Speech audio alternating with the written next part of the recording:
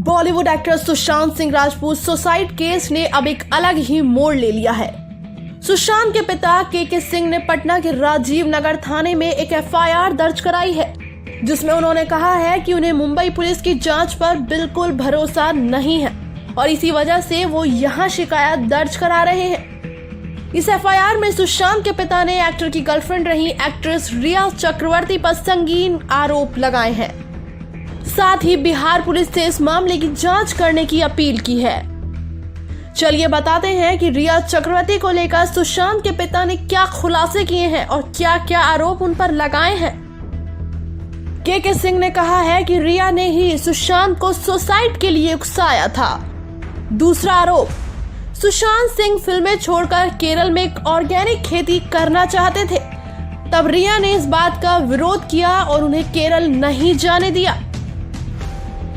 सुशांत के परिवार ने आरोप लगाया कि सुशांत की मुलाकात रिया से साल 2019 में हुई थी। उस समय तक सुशांत किसी तरह की मानसिक बीमारी से नहीं जूझ रहे थे, उन्हें कोई मानसिक बीमारी नहीं थी। इस बात की जांच होनी चाहिए कि ऐसा क्या हुआ कि रिया से मिलने के बाद सुशांत मानसिक तौर पर परेशान रहने लगा। सुशांत के परिवार ने पूछा है कि अगर सुशांत का मानसिक बीमारी का इलाज चल रहा था तो इस बारे में उनके परिवार वालों से कंसल्ट क्यों नहीं किया गया।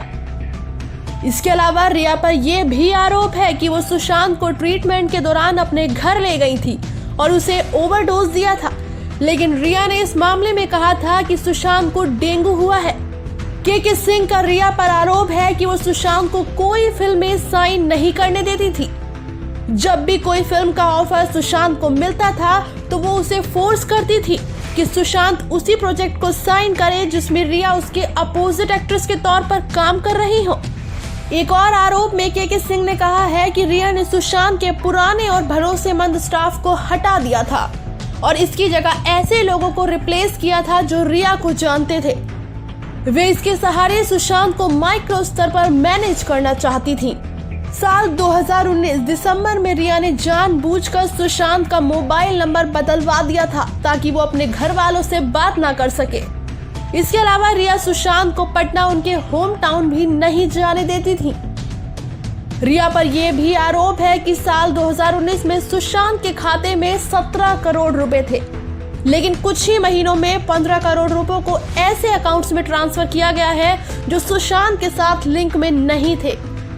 इस बात की जांच होनी चाहिए कि रिया और उसके साथियों ने कितने रुपयों का फ्रॉड किया है।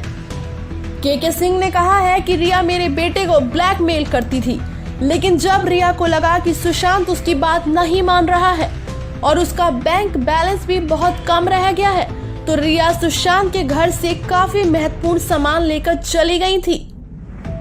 के सिंह ने अपने बयान में आगे लिखा कि उसने मेरे बेटे का फोन नंबर अपने फोन में से ब्लॉक कर दिया था।